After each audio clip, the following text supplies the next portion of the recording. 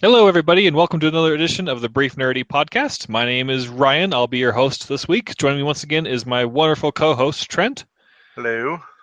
and our favorite guest, TJ. How's it going? Hola. You missed all the E3 fun last week, TJ. I know, I really did. You abandoned us in our time of need. I know, it was very hard for me to not be on the E3 show, the week of E3 show, I should say. It's not like you have a personal life or anything. Yeah, jeez. Gotta go and have family commitments and stuff. Ugh. Yeah, I know. Video games, family. It's a tough balance. It's all relevant. Well, we brought you back, right? In time for the Nintendo discussion of E3, since that wasn't around, or it happened the day after the podcast was recorded. But before we get to that, it is, of course, time for our round robin. And keeping in the theme with what we did in May for Mother's Day, we're doing the same for Dad for Father's Day. So we're all going to talk about the best dads in pop culture.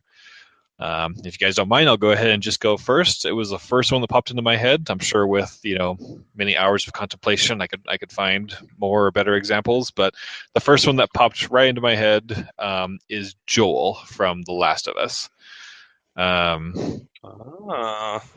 Yeah. So I'm going to not spoil anything in the game, but most people who are at least familiar with the game know it's Joel and Ellie, and they're traveling together in kind of a zombie-esque filled apocalyptic world. And so Joel is not Ellie's father, but they of course establish a kind of father-daughter bond relationship as they're traveling together and going through hardships together.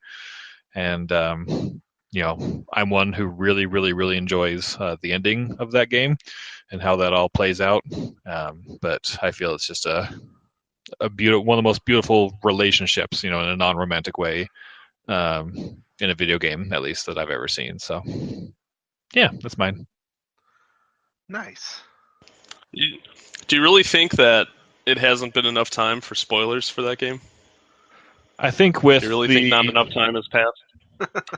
Well, A, my girlfriend listens to this podcast, and I've been bugging her to play it for a while. And B, I think that the story in that game is its biggest draw, I guess. And so to spoil it would ruin the experience, whether or not it's been long enough or not.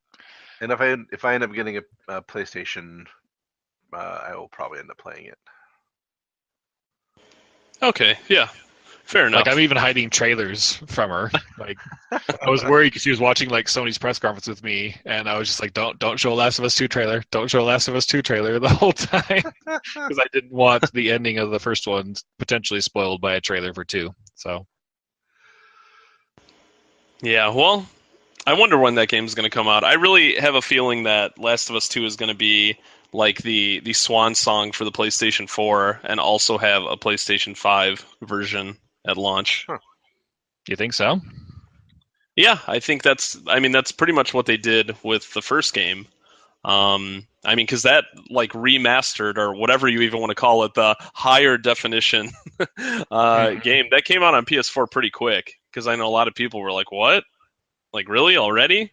You think this is necessary?" So I think it was because it came out like the same year as the PlayStation 4 did. It just came out earlier in the year, like in April, May, or June, whereas the PS4 came out in November. And so I don't think we're that close to a PlayStation 5 launch, though. I don't know. I think we are. I don't think it's that far off. Really? Oh, man. Yeah, a lot of people in the E3 coverage have been talking about that Xbox may have zigged when they should have zagged with the Xbox One X, because PlayStation is rumored to be leaning towards their next generation already. Man, this generation seemed to go by so fast, if that's the case. Well, I'm sure we can get even deeper into this topic as the show goes on. Not to derail your dad selection. That's all right. But yeah, Trent, if you don't mind, I can go. I can pick. The dad that I always think of in pop culture. One of my favorite movie and like book characters of all time is Atticus Finch from To Kill a Mockingbird. Nice. I know it's probably cliched, and it's probably a very common answer, but I don't know. Just I've seen that movie so many times. I've read the book so many times, and just that character, it's like he's just so good. I mean, he's like the definition of good. And he's a single dad raising the kids by himself, and he still has a full-time job, a very difficult job during a very difficult time.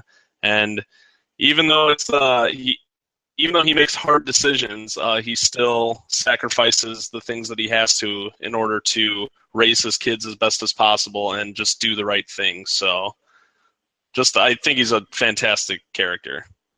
Very awesome. Very good choice. He's pretty awesome. Despite all of the very harsh feedback that his character got, because his character kind of takes a turn in the sequel that was actually written before To Kill a Mockingbird, Go Set a Watchman. Do you guys know anything about that book? I don't. No. Do not. So Go Set a Watchman, for those that don't know, was actually the first book written by Harper Lee, and they denied it. Like, the publishers were like, no, we want to see these characters younger. So it's the same characters from To Kill a Mockingbird, but they're older. So it's all about Scout, like, as she's a woman, and going back to her hometown. So they denied that, and they're like, no, we want to see these characters, but younger. So then she wrote To Kill a Mockingbird, and then Go Set a Watchman was just, like, kept, like, in a safe or wherever she kept it for all these years. And To Kill a Mockingbird was always a standalone book. And then Harper Lee, it was a few years ago, they finally released that book. So it takes place after To Kill a Mockingbird, but it was written before it. And you see Atticus Finch in a different light in that book, and a lot of people just like lost their minds. I bet. So yeah, it's very interesting. I can't really think of another example of a book or really anything that kind of played out that way. So nice, good choice. Yeah, thank you. All right, Trent, what about you?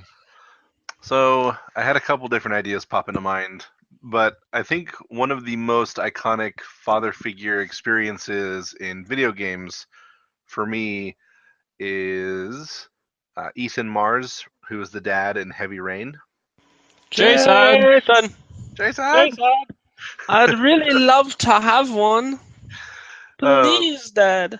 And like, it's arguable whether he is a great dad or not. The fact that, story stuff, but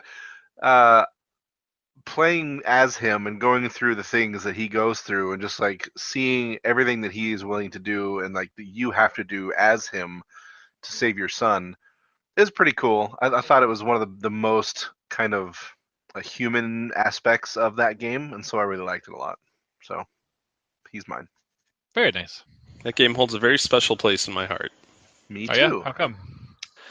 It just came out at a really good time. I had my buddy John from the Breaking Bad podcast. He came out here to visit like right when it came out, and then a bunch of us were just all playing through that game like together. And that was the first game. Oh, I guess not counting Shenmue. The first game like that with like quick time events and stuff, and really like story focused that I played with like a group of people. And yeah, I don't know. I really like that game a lot.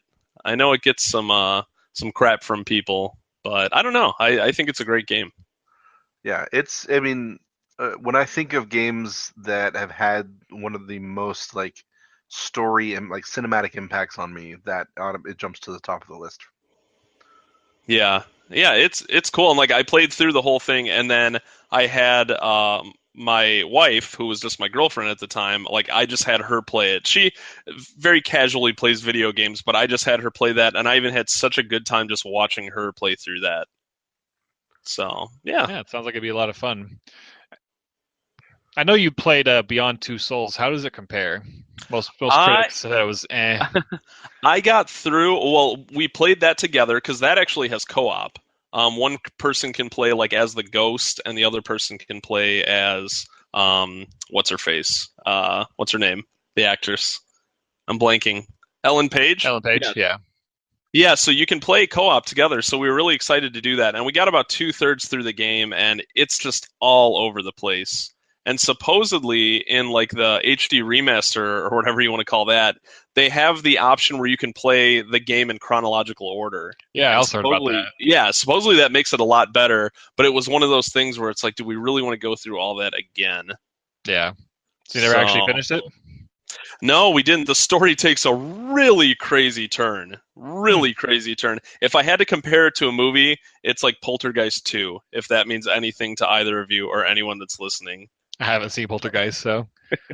Okay. Then those of you that know what I'm talking about, you'll go, oh, okay, I completely understand that. So, yeah, I never finished it, though.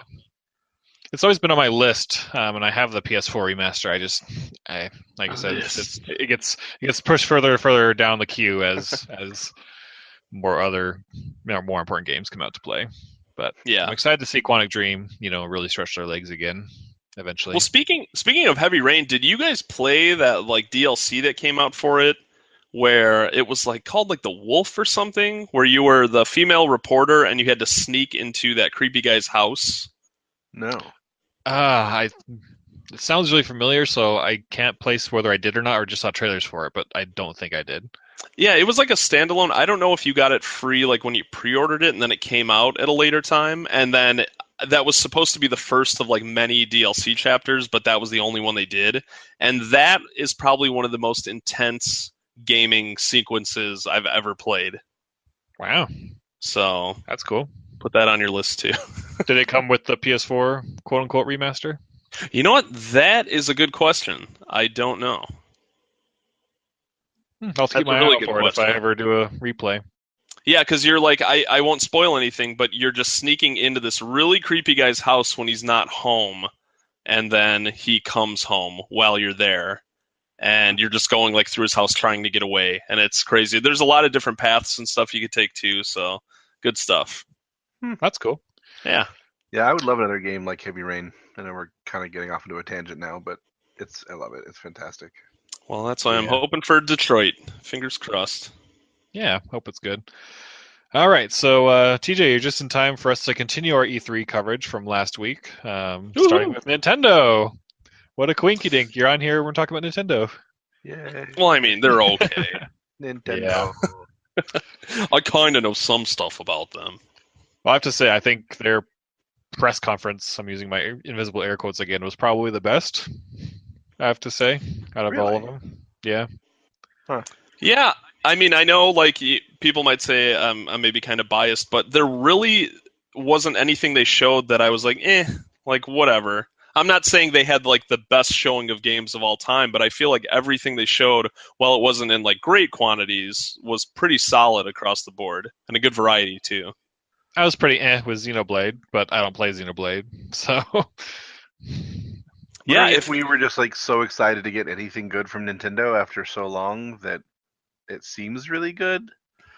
I don't know. My favorite one was Sony's personally, but see, I really enjoyed Sony's too. And then when I went online and saw like all the negative feedback on it, I was like, did we watch the same show? That's what I was wondering.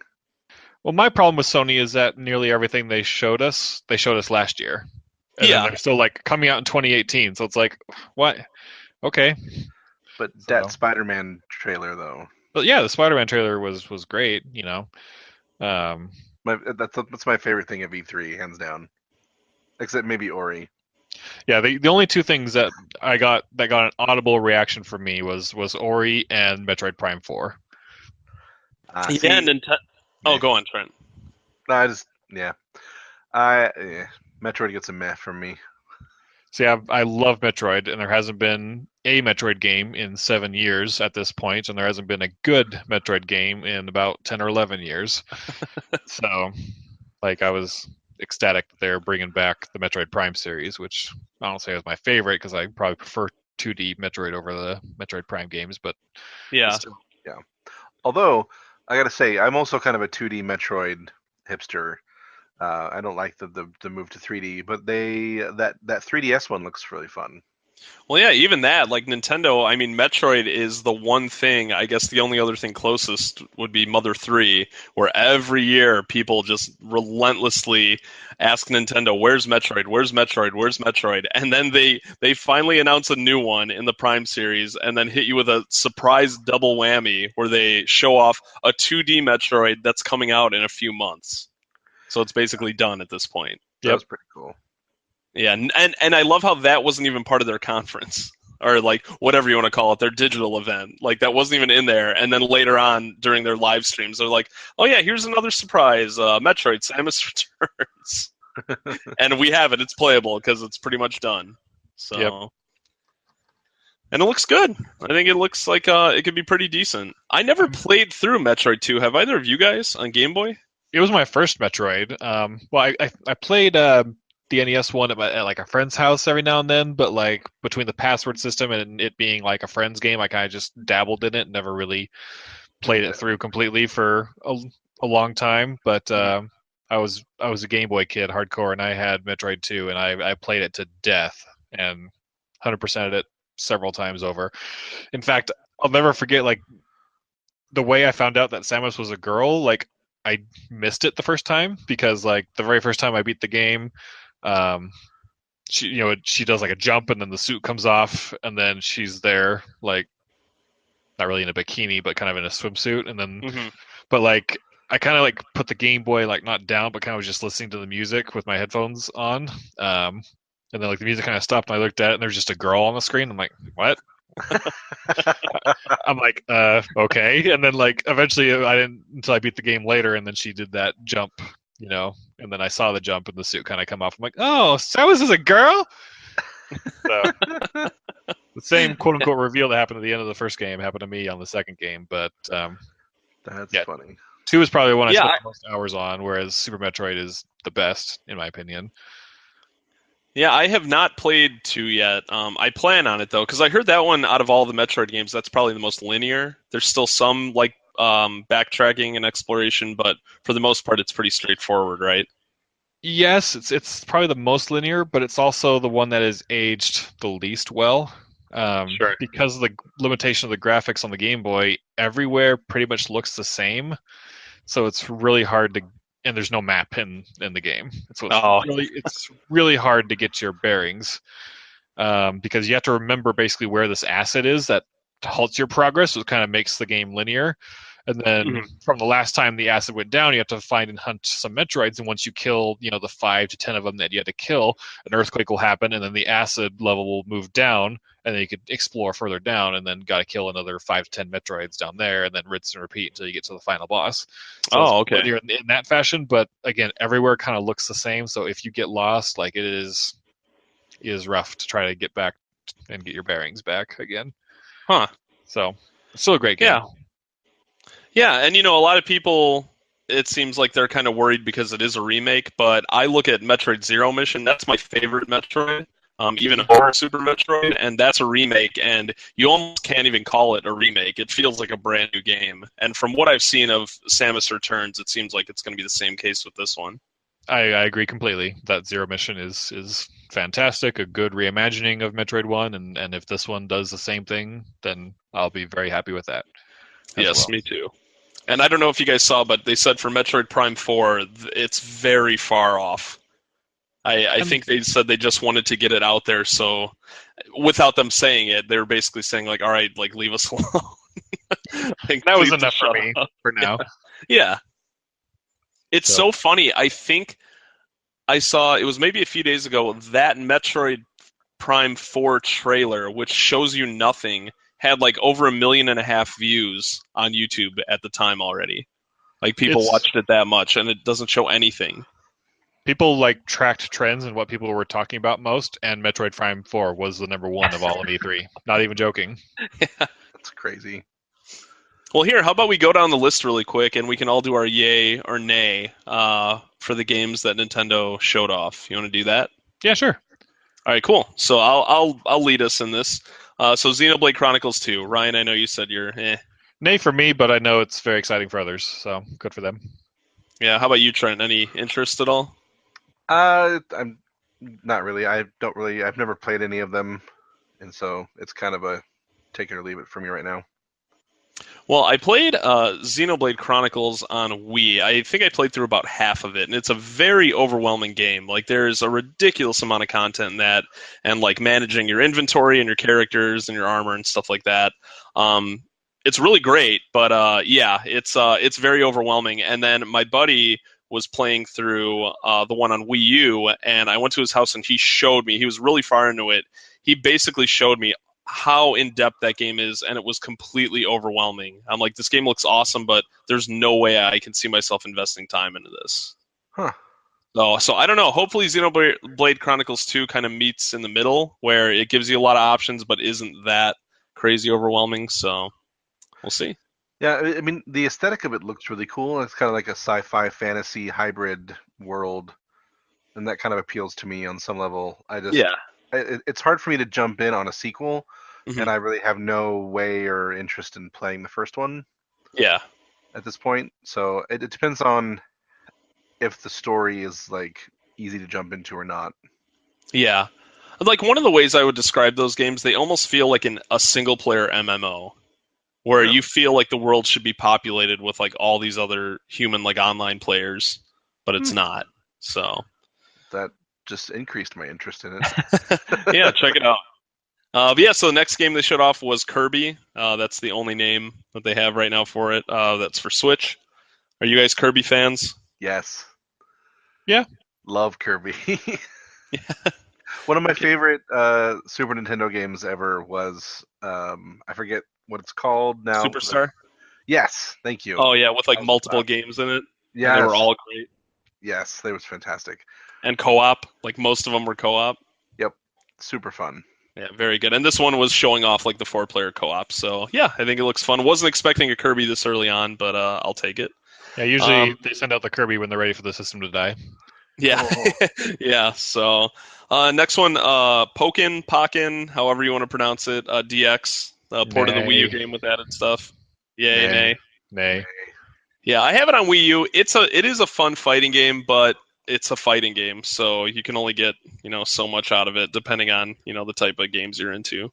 Yeah, but I think it's cool. I mean, just Wii or Switch seems to really be pushing that like anywhere you go 2-player multiplayer. So that's a perfect game for that. So I mean, I will say that I played the last one and it was fun, but I wouldn't want to pay for it because I got maybe like half an hour enjoyment out of it. And I was like, okay, I'm done.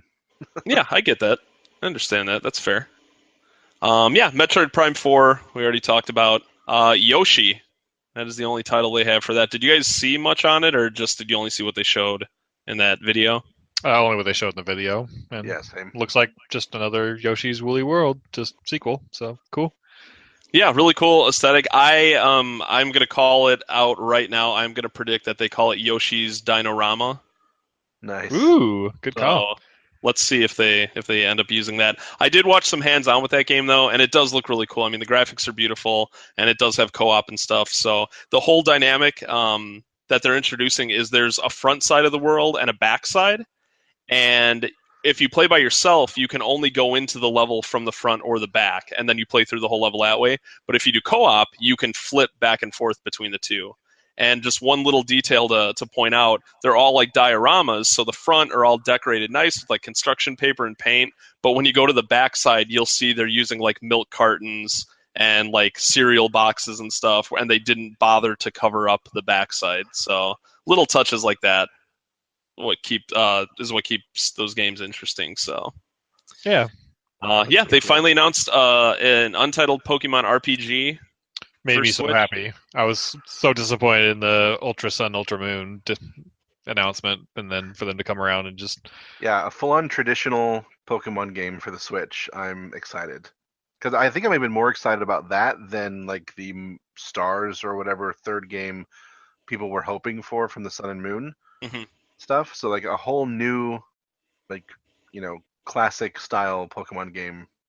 I'm stoked. I've wanted a mainline Pokemon game on a console for years, so yeah, glad it's finally happening. Yep, same here. And Pokemon Stadium would just give you a taste of what it could have been. It was such a tease.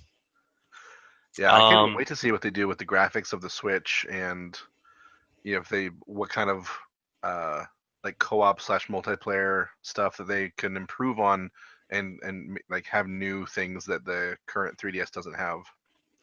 Yeah, and I'm sure this is another game that's very far off. I don't think they want to kill the momentum that the 3DS still has going.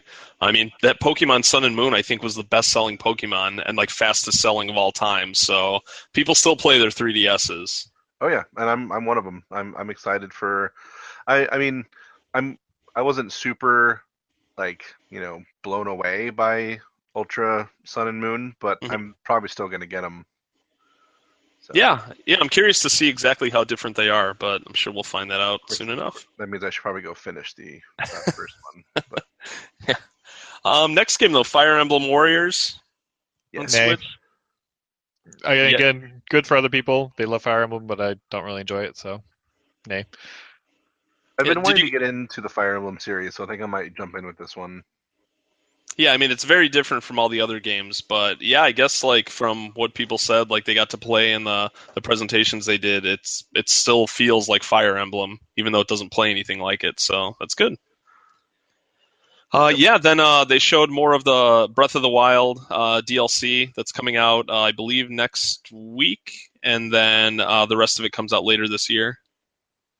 Do you think that guys will get you playing it again at all, or Not this one, but when the holiday one comes out, I'll probably get in and play both, so to speak. Are they free, or have they announced a price for them? It's $20. You could actually get it right now, but yeah, $20 and it'll get you everything.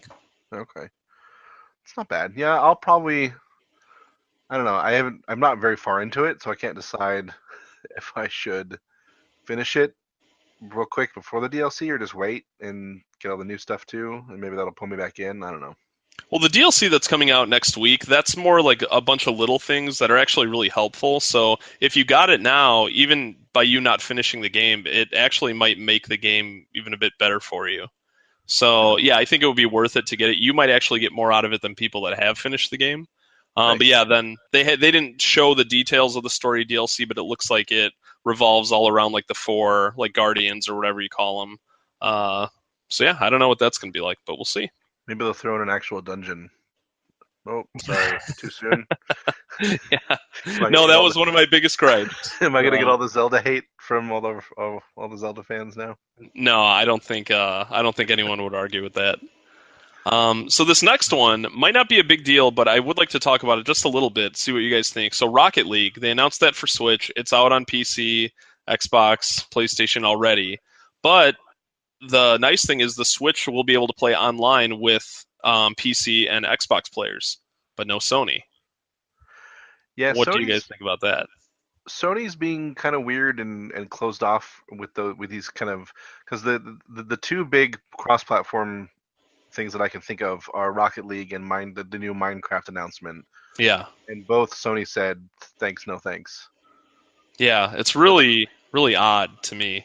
Yeah, and I mean Rocket League is super fun. I don't know if you guys have played it or not. Oh, I know Ryan has, but yeah, I think it's great. It'll be a great game for mobile, especially. So Yeah, I think it's a good trend that they're starting with Minecraft and Rocket League, that to put all these consoles and systems together to play with each other. It helps out the consumers, it helps out gamers, and so I'm all for it and happily support Rocket League in their action. Well, my question that I wonder, and it goes with Minecraft and Rocket League, how are they going to handle console-specific content? So, like, for example, like all the Nintendo stuff in Minecraft, like the whole Mario world, are you going to be able to, like, will that show up, like, on Xbox if you're on the same server or PC?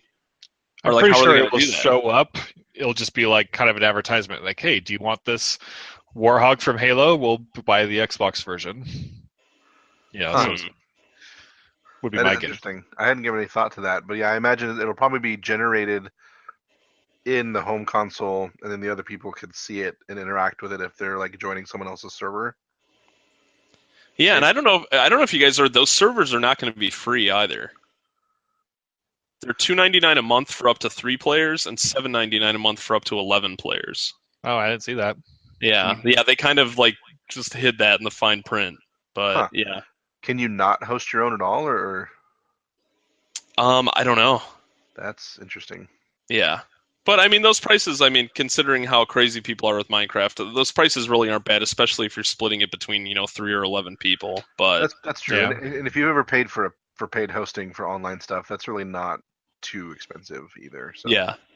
And my first experience with Minecraft was when it came out on 360, and I played with some friends for a couple weeks, and we absolutely loved it, but the problem was not having dedicated servers. So we would all play in one person's game, and if that person wasn't available to play, we couldn't continue to build on what we were already working on. So Yeah. So I don't know. This might bring me back into it. I don't know yet though.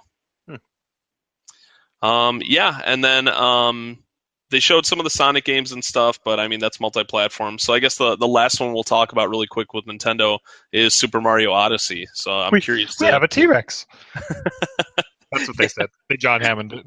Yeah. Someone was like, did Nintendo get this idea and this T-Rex model from Universal because they're partnering with them? Like, is that what kind of sparked it? Oh yeah, I didn't think about that.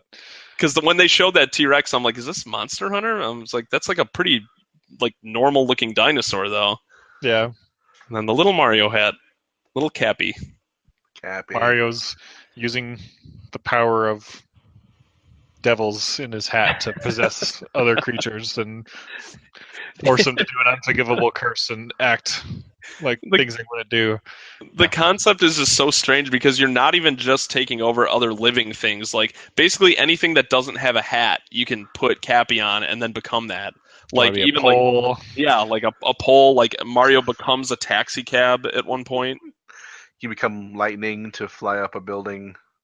He becomes a normal-looking human being. That's my goal, is to play as much of that game as possible as that random human guy. That's what they do the crossover into that Elijah Wood VR game where you take people's memories and stuff. Yeah. But yeah, I mean, I think it looks great. I was excited for it, and when they showed all the new stuff, now I'm like, I want this game right now. So it's good to see Mario going back to like the open world setting.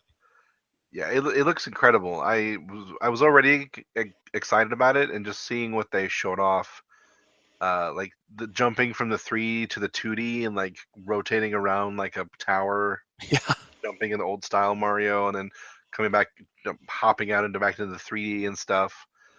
It looks so much fun. I think if you didn't buy a Switch for Zelda, like this is gonna be your, console buying game. Like, what brings you in? Yeah, it's going to be a big seller. That's for sure. And they even showed off co-op. Like someone can play as Cappy with a second remote, and then like float around and help you do jumps and stuff. So that'll probably be just as not rewarding as the co-op for Mario Galaxy. I think maybe it'll be a little more rewarding than that. Or the Tingle Tuner. The Tingle Tuner. Stop spending all my money. Dropping bombs everywhere. But yeah, it looks great. And I know, Trent, you and I talked about that song that they played and how incredible that song is. Yeah, it's really fun, like jazzy Mario themed song. I liked it. It was fun. And the fact that it's Pauline singing that song, they're bringing Pauline back. Did they confirm it was Pauline? Yeah, she is the mayor of New Donk City. And they're going to bring Donkey Kong, like old school Donkey Kong, in. I hope so. I mean, everything in New Donk City is themed after Donkey Kong characters, so he's got to show up somewhere. Has to. Yeah, and I gotta admit, like the one thing I was really worried about was the whole city environment, but it looks totally like it fits in a Mario game. Yeah, and it's just one of the many worlds. Like, they haven't even said how many worlds there are, but they showed off, I think, like 4 different ones at E3, and they were like, there's a lot more than this. So I think people were, when they first showed Mario Odyssey, like earlier in the year, I think people were freaking out thinking that was like majority of the game, where you're in like the normal human world, but it's not. I thought it'd be the hub world, like the castle. Yeah, but no, it's not, so. Yeah. That's pretty awesome. Yeah, looking forward to it. And it's nice to have a solid release date, and it's October 27th, so that's really not that far away. The pattern we're seeing here with Nintendo, and I love that they're doing this, is they're releasing at least one big title a month. So they're spreading out their games. I mean, Wii U, you'd get a game, and then it could be like 3 or 4 months before another big title comes out. So they definitely wisened up a bit with that, and I think it's working in their favor. Definitely. So yeah, lots of good stuff in Nintendo. So let's go ahead and just kind of wrap up our E3 by just briefly talking over the best and worst of E3 this year. I already kind of mentioned that it's probably a tie between Ori and Metroid Prime 4. We just get a little bit, probably tip my hat more to Ori just for actually showing trailer and how beautiful and wonderful that game looks and sounds. So probably Ori and the Will-O-Wisp is my best of E3. Let's go ahead and do best for everybody, and then we'll go to worst. So Trent, what was your best? Would you stick with Spider-Man or? Yeah, I mean, the thing that I'm most excited about that I absolutely know that I'm going to get is Mario Odyssey. Um, Spider-Man has me considering buying a PlayStation just for it. So I mean, that's a lot. But yeah, it's between those two. And I mean, Ori is amazing, but like in terms of actual gameplay and seeing what's coming, Spider-Man and Mario are up there for me. Nice. TJ? Yeah, I mean, as we just talked about, yeah, Mario Odyssey. I mean, me being who I am, I would almost feel wrong to not say it. But I mean, I said I was excited for that game, but I was like, yeah, I'll get it, when it's out. But now I really wish I could have it now. And Spider-Man, it does have me intrigued, but I'm really curious to see just how the game as a whole is going to work because that was an awesome set piece that they showed off. Great, great demo. But what's the open world going to be like? I'm assuming there has to be an open world because there was a mini map of the city on screen like the whole time. Yeah. But I Yeah. just really wonder how that's going to work. Yeah, I'm dying to know how much of that of what we saw was scripted and how much of it was controlling. Yeah. Because it looked like some of the stuff when you're chasing the helicopter could be either one. Yeah. And so, I mean, obviously the quick time stuff is scripted, but like some of the running along the wall and jumping and grabbing the helicopter with your web stuff, and yeah, well, I'm excited Yeah. to see about it again. And then the little Marvel surprise at the end with Miles Morales. Yes, I'm I excited. don't think anyone was too. expecting that. I hope that's kind of like a cool either like co-op thing or maybe kind of like the Robin or Nightwing missions were in Arkham City. I think that'd be really cool. Yeah, it would. There's a lot they could do with it. Yes. All right, well, so let's talk about the worst moments of E3 for everybody. I'm going to have to go with Bethesda reintroducing paid mods. Yeah. It was a huge disaster when they did it last time, and You took mine. sorry. That's okay. I thought yours was just going to be the fact that they explicitly said that Elder Scrolls 6 was not in development. Yeah. Yeah. But the Bethesda just had a crappy E3, just all around. Everyone was so sick of seeing Skyrim. Skyrim showed up in 3 separate press conferences, and that game is 6 years old. And so people are doing Skyrim fatigue and stuff like that. But the fact they just try to reintroduce paid mods as if it was a good thing to everybody, it irked me and went, really, Bethesda? Regardless of the fact that Wolfenstein looks great, kind of left their conference with a bad taste. Yeah, I mean, I love the presentations that Bethesda puts on, but I mean, in a way, like they kind of spoiled us. I mean, everyone still talks about how they announced Fallout 4 and they're like, and it's out in 4 months. Like the game's pretty much done. So, no one was expecting that. So now everyone has these high expectations with Bethesda. And Bethesda hypes up their shows too. Like they really hyped this up, had the whole like Bethesda Land, I think that's what it was called, that whole theme going. And then, it was just a bit underwhelming overall. But they're just one company, though. I mean, they can only do so much at once. But why even have like a press conference? Like they didn't even really have anybody on stage. They could just release like that video on the internet. That was a common thought about a lot of the press conferences. Like Sony, they didn't really need to have a live show. Yeah, it was just weird. If but they needed to show those zombies hanging from the ceiling that one moment. That was the most important. I love how that one guy was like, they didn't even tell me they were going to do that. Like that wasn't in the rehearsal. So Trent, would you stick with paid mods or as my no? I mean, yeah, Bethesda. But I was most excited about Bethesda, so they obviously were my biggest letdown. I didn't even need like necessarily gameplay or anything because I realized that Fallout 4 is pretty recent and they just did the big remaster of Skyrim, so I mean that probably was pretty intensive. But like, just give me like a tease, and definitely don't tell me that the next I keep saying the name of the game instead of the series. Don't tell me the next Elder Scrolls game is not even being made, because that was awful. It is exactly third on their priority list right now. Right. They even gave you that. Like it's I'm excited to know that Fallout 5 is in development, but that's more of just like rumors and stuff. Like they didn't talk about that at all either. And so yeah, I don't know. I think the most awkward moment, period, and we talked about this last week, but I wanted to get TJ's perspective because we were messaging during the whole thing.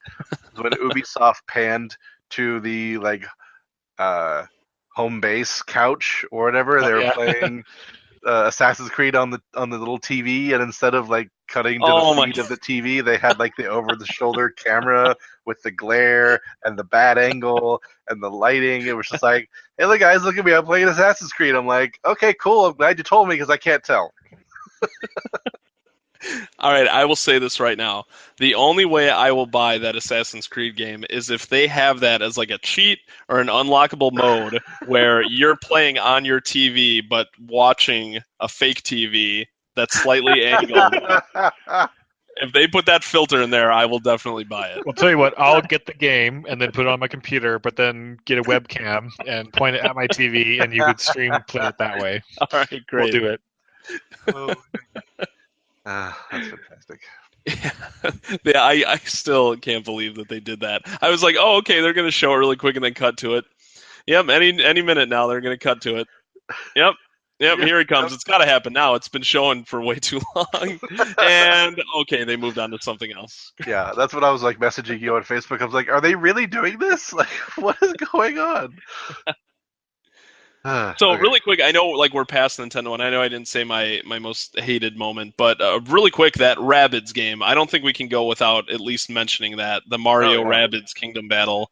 I'm sold. Trent, yeah, I 100%. know Trent, you seemed pretty excited about it, but Ryan, you're sold on it too? Very much so. I don't even really like the XCOM style games, but I'm really excited.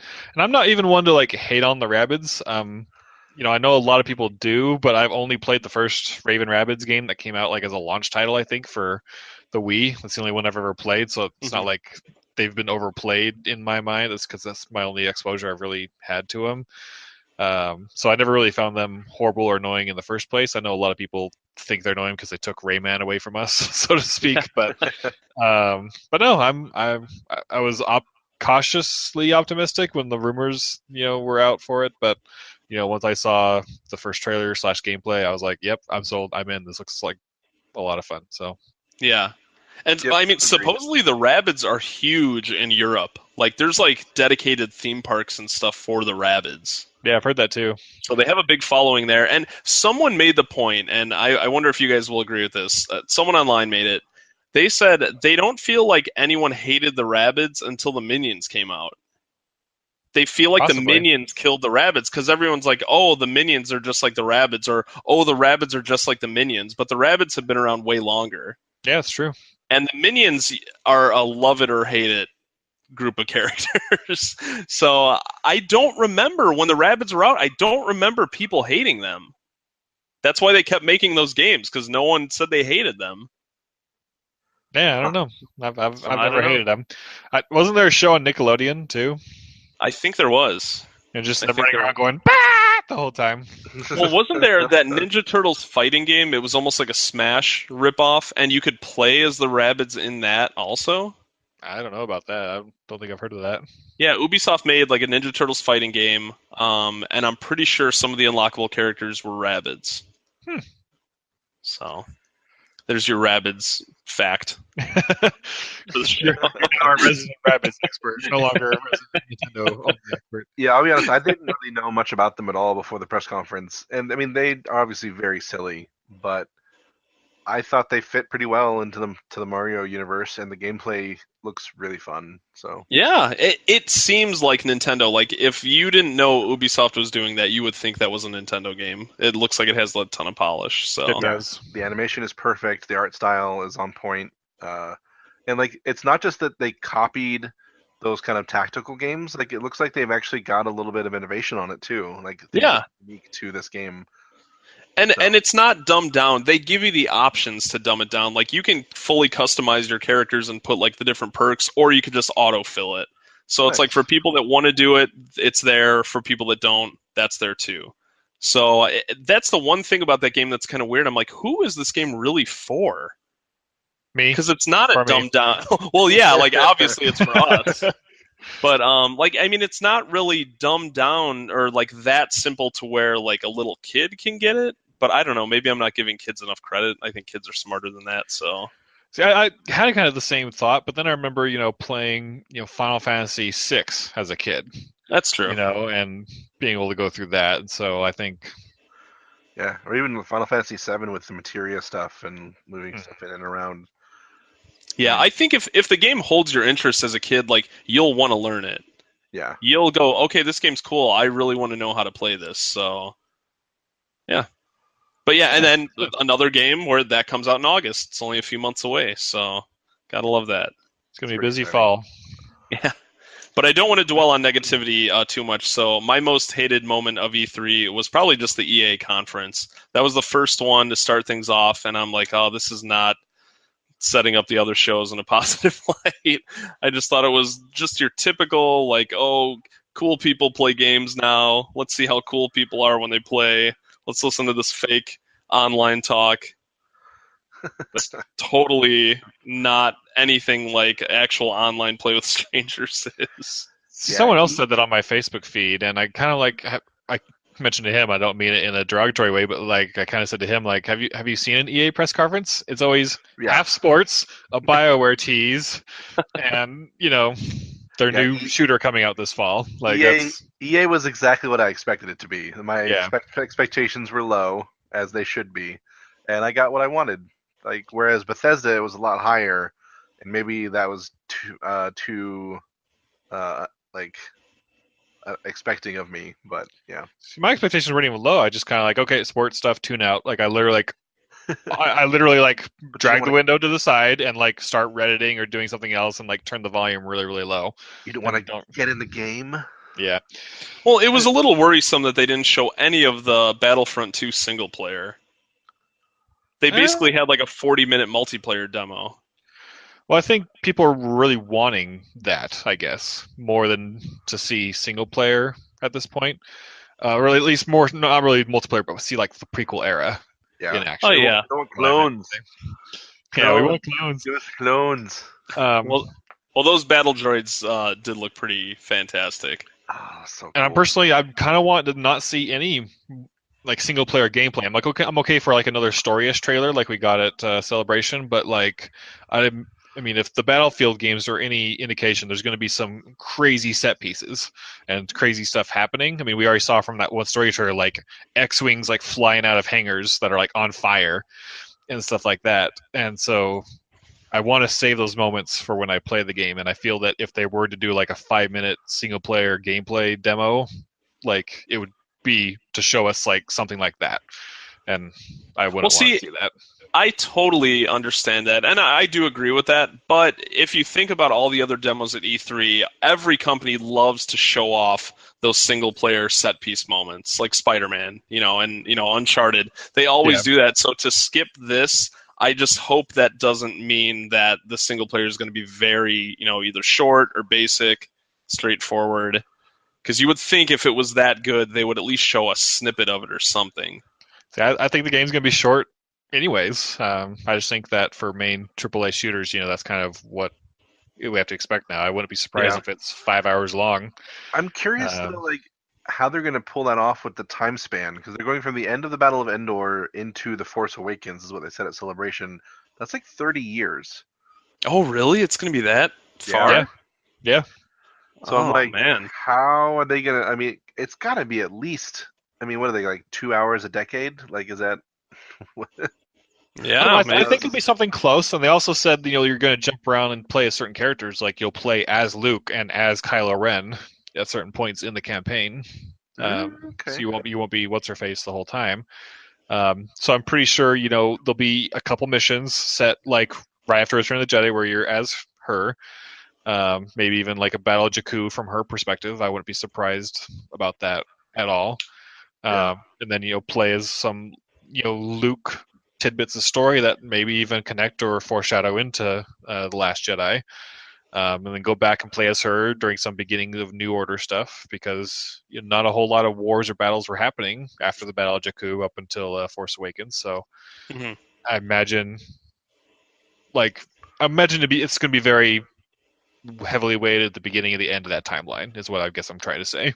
Yeah. I just want it to be enough that it doesn't seem too exposition heavy. Yeah. To have to explain like previously on like what's been happening the last 10 years. But what I want is I don't want a redemption arc. No. I'm tired of bad guys like seeing the error of their ways and turning good at the end of Star Wars stories. Yeah, no, I want her to be, awesome, dark Empire, badass that takes us into The Last Jedi somehow. And I hope she survives so that actress can maybe make a cameo in a That movie. would be so awesome. That would be great. Now, I know they said, I like, quote me or tell me if I'm wrong, but I think they said this game is going to have double or triple the amount of content as the first game. Something like that, they said, yeah. But when they said that, I'm like, are they referring to what the game shipped with? That's because if it's double that content, that's even less than what the game has now. After all the DLC. But I think yeah, it's I going to don't have know. a decent bit because, I mean, they could easily use the same planets from the first game, just have different maps in them. Yeah, And they they just set the groundwork. The Force Awakens and prequel era stuff. And Yeah. Well, the nice thing we know about this is that they're going to be releasing free DLC maps as they go. Yeah. Which means that they're going to have a good amount of content at launch, and then just immediately after that, they're going to keep loading out, more and more content for it for free that everyone gets. So yeah. And all the DLC packs in Battlefront 1 were fantastic, especially yes. the Death Star one. Well, and Ryan and I watched a gameplay video of the attack on the Naboo capital. Mm-hmm. Yeah. And it was multi-stage also, where you start out in the open city, and then you're in kind of the entryway of the capital, and then you're finally like inside the final chamber. And so it kept going from like big space to smaller to like this, like everyone's in this tight little corridor thing. And I loved that with the Death Star stuff in the first one. So yeah, I mean the game looks very promising. So that was definitely one of the better parts of the EA conference, in my opinion. yes. But well, we should go ahead and just get it moving along. There's a couple more kind of, I guess, E3 related stories that we can kind of talk about that I wanted to bring up. The first one was kind of about Destiny 2. Bungie announced that on the Xbox One X, Destiny 2 will run at 4K but still be only 30 frames a second. Kind of the same specs it's going to be on the PlayStation 4 Pro. And so there's a lot of discussion kind of around this. I want to get your guys' opinion for what that can mean. Is it possible that it's because Bungie has a marketing deal with Sony, and so they're going to, am I using the phrase right, console parity to making sure they're running the same on both? So, Sony doesn't get mad that, even though they're marketing the game as a Sony game, the best way to play it is on Xbox One. Or does that mean the X isn't that much more powerful than the PlayStation Pro, as people are saying? Or does it just mean that Destiny 2 is going to be poorly optimized?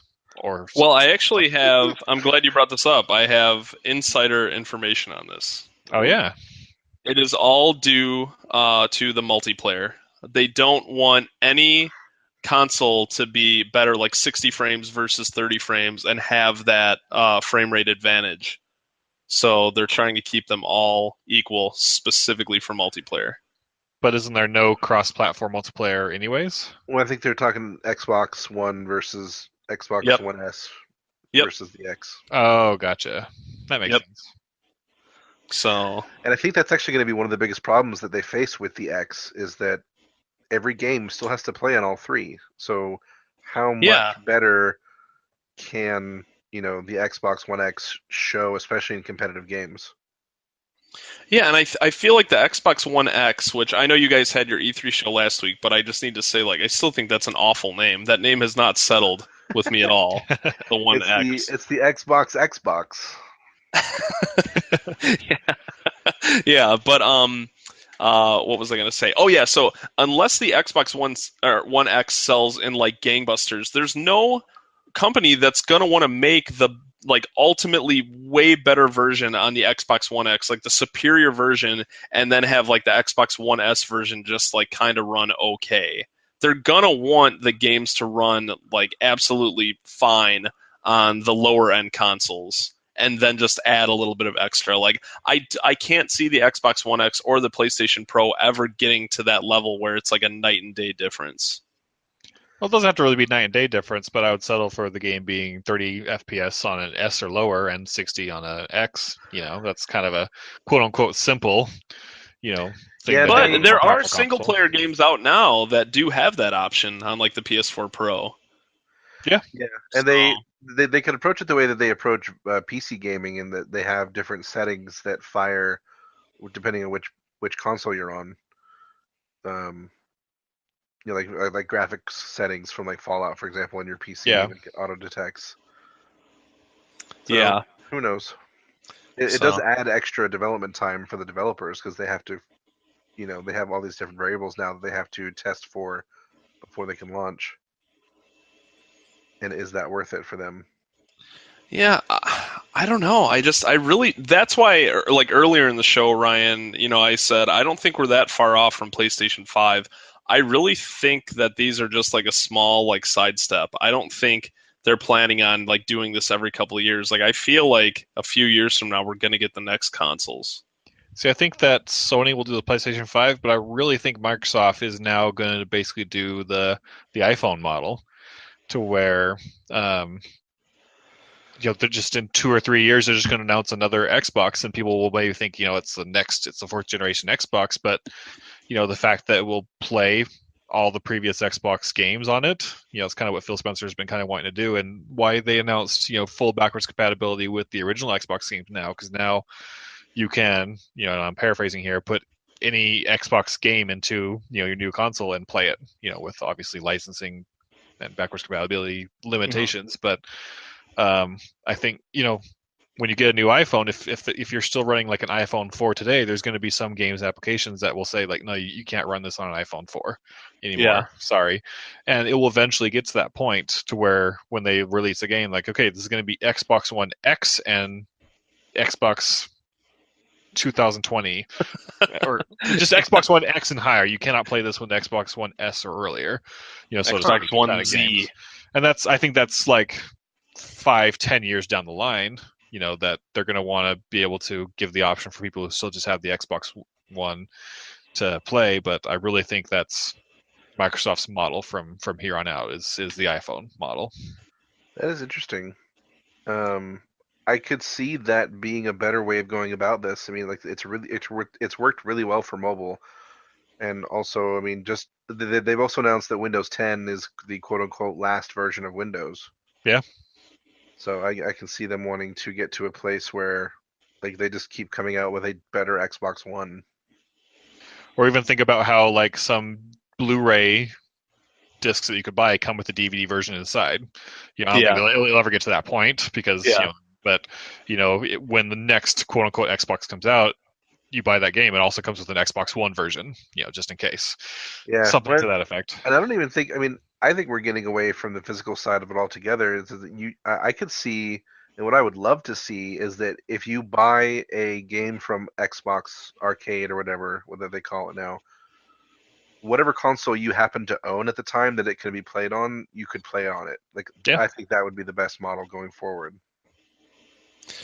Yeah. Because like right now on PC, if you buy a game on Steam, any other computer you install Steam on, if it has the right graphics card, you can play on it.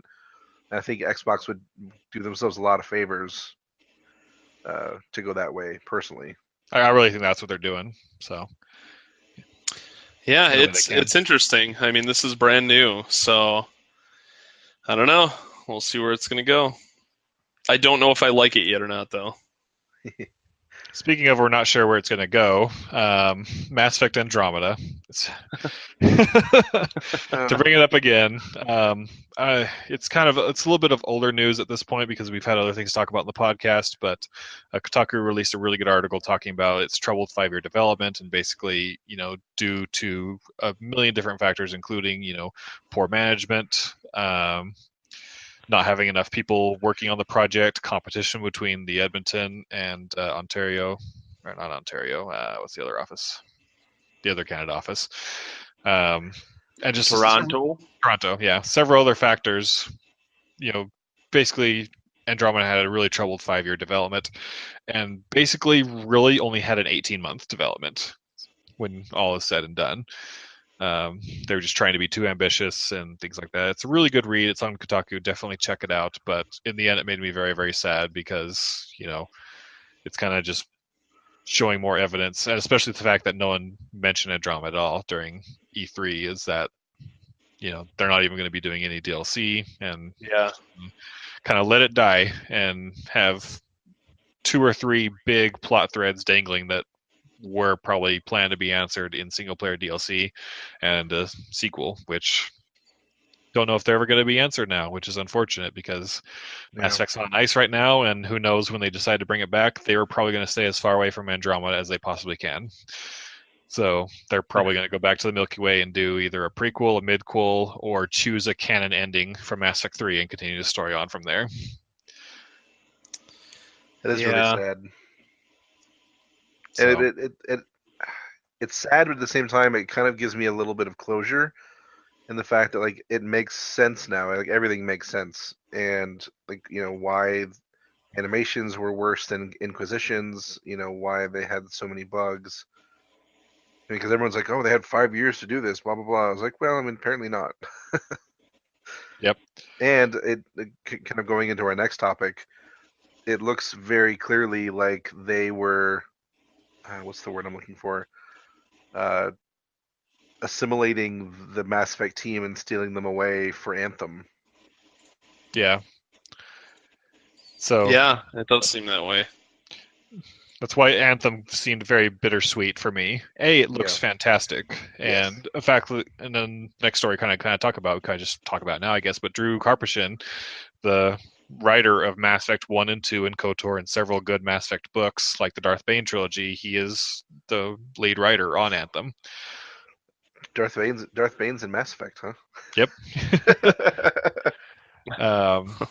So it kind of makes me mad at EA for basically giving my favorite media franchise of all time to a second-rate studio while delving all their resources into their Destiny clone, Destiny cash cow clone. So I just part of me feels like Andromeda was the sacrificial lamb for this, but at the same time I feel I shouldn't judge Anthem for that because I shouldn't put it on like BioWare Edmonton for wanting to move on from Mass Effect and do other things, and at least BioWare and EA, wanted to continue Mass Effect. I'd still rather have Andromeda than nothing at all. And that being said, Anthem, gameplay-wise, looks really, really good. And I know, and I'll probably ask you more about this in a second, TJ, but I know that Destiny 1 wasn't really known for its story, and it's something they're trying to address in Destiny 2, but I already have full confidence in Anthem providing a good story experience with a third-person Destiny-like experience. Yeah, I mean, we'll see. Did they say when the release date or release window for that game is, or did they just say 2018? They didn't before E3, but before Mass Effect Andromeda came out, they said that Andromeda's coming out before the end of our fiscal year, us being EA and their fiscal year ending, because their Mass Effect was going to be their BioWare game for the last fiscal year, whereas Anthem was going to be the one for the next fiscal year. But then on the latest quarterly earnings call, they said it was pushed from that earnings year to the next one. So it could be basically any time in the last 3 quarters of 2018 as of right now. Gotcha. Huh. Yeah, I was worried a little bit about the story because, it's going to be kind of MMO-ish, at least to some level, like kind of like Destiny. And I worry about those games' ability to tell a story. But if they're bringing in Drew Karpyshyn, like that's a good sign for me. So. And Tor has its many weaknesses, but story wasn't one of them, in my opinion. Exactly, for sure. It's one thing that got me to invest as much time as I have in the Old Republic as someone who doesn't generally enjoy MMOs. So, true that. And someone who enjoyed the hell out of the Division when most people prefer Destiny in the first place. Give me the Division with a BioWare story. I'm all in. Yeah, I mean the Division was super fun, and I thought the story was pretty good too. Yeah. So, good stuff. Yeah, like I said, good stuff. Anything else anyone wants to mention, just kind of about video games before we shift from there onto movies and TV? And of course, before we get to what we're playing at the end. No, I got nothing else. All right. Let's move on. I don't know how much we should talk about because it has been a few weeks now. Because again, we've been talking about E3 the past few podcasts, but it was very unfortunate that Adam West passed away. I was a big fan of the '60s Batman series. It was probably my first introduction to Batman, if I'm being honest. Later came the Tim Burton movies, and of course the animated series became my number one Batman anything. But I do think that Adam West was my first introduction to Batman, who is a big part of my superhero fandom in my adult age. So yeah, I remember watching reruns with my dad when I was a kid, and just like already understanding like how campy it was, but just loving it all the same. Yeah, it's just a fun show. Yeah. Yeah, and I mean, Adam West, he's seriously like the definition of an icon. I mean, who didn't know who Adam West was? I mean, you never heard like anything bad about him, really, unless maybe I just didn't. But I mean, it seems like all ages knew who he was and what he did, and just everyone would always get so excited whenever he would make like cameo appearances and things. His voice was, one of the most iconic voices probably in all of television. So. Yeah, it's a shame. Did you hear, though, that I guess he recorded all of his dialogue for one more animated movie? I saw that, yep. Yeah, that was really good to hear. Yeah, one more Batman animated movie. He's got it all done. That's pretty cool. Yeah, did you know that, Trent? They did one animated Batman film, but it was directly off the style and continuity of the '60s show. It just came out like a year or two ago, and they filmed a sequel to that, and so that's going to be coming out. That's pretty awesome. I'll have to go and find that one. Yeah, I haven't seen it yet, but people are saying it's way good. Oh, speaking of Batman, this is something I heard today, and Ryan, I know you're going to freak out. They officially announced they are bringing Batman the Animated Series Mask of the Phantasm to Blu-ray. I saw that. Full high definition. I was so excited, so happy. Yeah, the show especially has not had any sort of high definition transfer at all. So hopefully this sells well and they release the whole series on Blu-ray. I would be more than happy to buy it again. Me too. I love Mask of the Phantasm. So good. Yep, the action figure spoiler. So yeah, rest in peace, Adam West. You know what I'm talking about with that, right? Yeah. Just like this, I'm totally getting off topic now, but I have to mention this. Did you guys watch Inspector Gadget, the old cartoon? Yeah.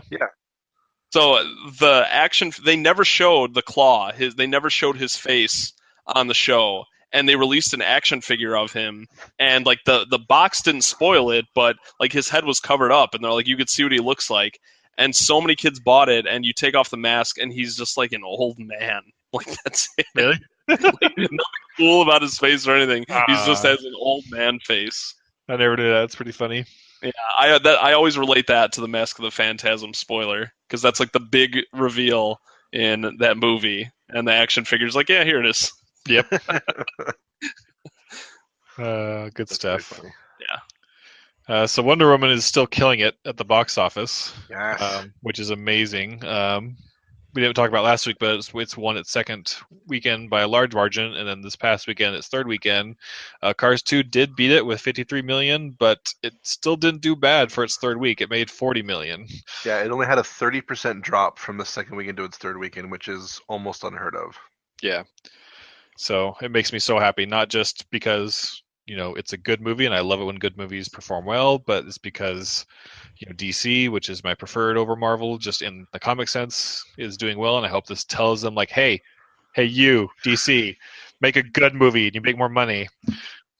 So, and just, for female superheroes, I think in general, they need to disprove that, female superhero movies don't sell, it's kind of BS. Yep. So, yeah. Did you guys see there was something where like Wonder Woman compared to, I don't know if it was just all the DC movies or just all the superhero movies in general, it has like some of the best like ongoing like weekend success. Like it's bringing in like more money consistently weekend to weekend than like most of the other. I know for a fact it's definitely more than the DC movies, but it's just outperforming like on a multi-weekend basis. It's outperforming all of the other movies. I think I saw something like that. Yeah, so that's good. I thought it was good. That's pretty awesome. It's a good movie, and I'm glad it's doing well. Yeah, I need to go see it again. I meant to go see it the second weekend, and I just haven't gone back yet. But So Trent and I were excited to have a big epic argument over this next topic. But there was an update to it this week, which kind of put us on the same page after Sony clarified. I was so excited to have this big thing that we were gonna disagree on, and then we were gonna clash, and there was gonna be fire and meteors, showers everywhere. And then this battle. Yeah. So sorry, Trent. Our epic battle is over. Okay, go ahead and tell them what it is. So Sony Pictures had a plan to where they're going to release clean versions of their film, where they would, release a Blu-ray and have either another disc inside or just options in the options, or just sell a complete different DVD Blu-ray or anything like that as a clean version of a film. I was initially very, very, very, very, very against this. I've always, just for many, many years of my life, I've been very, very against editing movies, including editing for TV. I think it was my opinion that, if a movie wasn't appropriate for TV, then it shouldn't be watched on TV. The go-to example I like to use is Die Hard 3. Have either of you seen it? Yeah. Oh, yeah. Of course. So, at the beginning when he is wearing that sign, walking around that area of New York? Yeah. Mm-hmm. What does it say? It says, "I hate everyone." Okay. In the edited version. Sorry. I know it's kind of funny, but when you think about how the racism and other undertones in the movie and the relationship he has with Samuel L. Jackson through the course of the movie is a very, very important message to the movie, and that message gets destroyed. Yeah. In the TV version of it. It's completely different. Completely different. And so, I think just changing bad language and edit and taking out the nudity is not the right decision. And movies are more than this, or I guess the maturity of movies are more than the number of private parts and language that gets thrown around. And to change those and say the movie and advertise that the movie is the same movie, I think is very, very wrong, in my opinion. Yeah, I don't disagree with you completely, but we do still disagree a little bit. I don't mind TV edits for movies, but at the same time, I think that our standards and what we edit for are a little ridiculous. Yeah. Like, most of The Matrix will show on TV unedited because it's just violence, and we're okay with violence. But we're not okay with sex, which is arguably one of the most natural things in the world. And obviously, we don't need to be showing everything all the time of everything. But why should we be okay with people getting their heads blown off and not other things? I think we should open up a lot of the TV broadcast restrictions personally, and just allow parents to have better knowledge of what's being shown. Because almost everybody uses a digital parental control box to watch TV now anyway. Well, a recent example of that I think of is The Walking Dead with Glenn. The whole Negan scene that part aired at, it was 8:15 Central on a Sunday, and they had no problem showing that. Well, I mean, that was cable versus broadcast TV, which has a different standard. Well, I understand that, but still, then then nudity, it's whoa, no, we can't have that. Right. So, yeah. And this might be kind of a side tangent, but House of Cards Season 5, even though that show's never shied away from nudity before, it really, really did in Season 5, and actually kind of bothered me and took me out a few times because, there was, a good dozen or so sex scenes, and everybody had their clothes on, the entire time. That's weird. That's weird. I don't know, I mean, obviously some pants have to be down in order for that to be happening, but other than that, every sex scene, everyone would be fully clothed. It was really jarring the entire time, and so, not to go off on a tangent there, but it's just weird. even if there's self-censoring, it could really pull you out of the moment, and so it's even more distracting if it's being actively and blatantly censored. Well, speaking of that, another little side tangent. I always find it so funny when there's like a sex scene in a movie, and then, or like not even a sex scene, but like a scene after where it's like the two characters clearly had sex, and then one of them's getting out of bed, and they're just completely covering themselves up while they get out of bed. Yep. Like they wrap themselves in the blanket, and I'm like, why would they do that?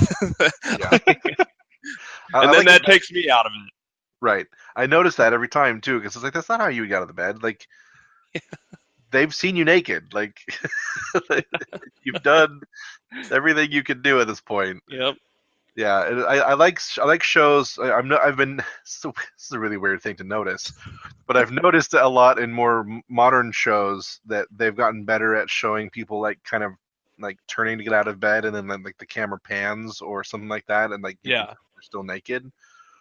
And so that way you still don't see anything, but it's not like this whole like, oh, let me grab a pillow to like hide myself from the person I just had sex with. Like, Yeah.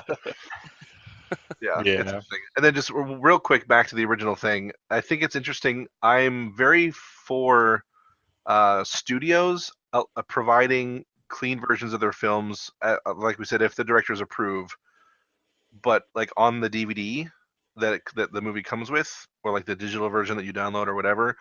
I'm still against companies like VidAngel that buy the movie and then resell it to you with their own edits. I think those are two very different things. That's just straight up copyright infringement. Exactly. And I think companies like VidAngel should be rightfully sued out of existence. So. Yeah, and you made the clear distinction there is what made me, I guess, change my mind and be okay with this, is that, I always fought for director artistic integrity as being the reason I was against editing of films. But then this week, Sony clarified that says they will not release clean versions of films unless the director approves of it. So at that point, I was like, oh, okay, I'm on board. Well, I just, like, my whole point of view, I still don't get who these edited versions are for. Like, are they for adults that just don't like Mormons and kids content? Like, but the kids, like, why would you want to show your kids? Why would you want them to be exposed to these movies at all? Like, in any form, like in any rating, because then they're gonna know about it. And if they talk to any other kid that's seen the unrated one or like the actual rated one, like they're gonna be exposed to it. I don't get it. Like, why would you want to show them these movies at all? Oh yeah. Well, an example from when I was a kid. If you want to go in the Wayback Machine for a second. My dad used to actually edit some of our VHS tapes, even though you weren't really supposed to be able to. But if you cover that little corner of the VHS tape or whatever, you can record over stuff. Mm-hmm. So one of the movies I remember that I like vividly remember him editing was the Top Gun movie. Now, before you continue, I just got a really fun image in my head of like you watching the movie Ghost, and then the clay scene starts, but all of a sudden you get that VHS like distortion, and then it cuts to Barney. I love to play with you, and then things for like 30 seconds, and then it comes back to the movie. So that's just what I pictured in my head. But he actually did it better than that. I don't know how he pulled it off, but he shortened it a little bit too. Like we had a VHS where you could. Anyway, this is so not important to the story. I was really hoping you were going to say your dad would re-record the scenes himself, but like a cleaned up version of it. No, oh god, no. No, that's my clay. Get off of me! I'm trying to make art. like that scene, like your dad actually gives you directions on like how to make a clay pot. And he's really making it and like teaching her how to do it with his shirt on. Oh my god! Well, it's funny. Like that movie actually was a movie that I saw unedited as a kid for some reason. Like they didn't feel like that was that bad. But like the sex scene in Top Gun apparently was explicit. I don't know that I've ever seen the fully unedited version of it. I haven't watched it in such a long time. We need to transfer that VHS to a DVD stat and allow the world to see that. I would love the Trent cuts of movies. It's an example of like the 95% of that movie is kid friendly, or at least kid friendly-ish. Back to the whole violence discussion, but there's literally that one scene where if you like fade to black and then fade back in, you don't really lose anything in the story. Yeah, in my opinion. So I think it's for people like that who would like to take movies like that. So I think there are movies that are just completely like if you were to take out the sex scenes, you might as well not watch the movie at all, because Yeah. they're very much like a part of the storytelling. Yippee-ki-yay, Mr. Falcon.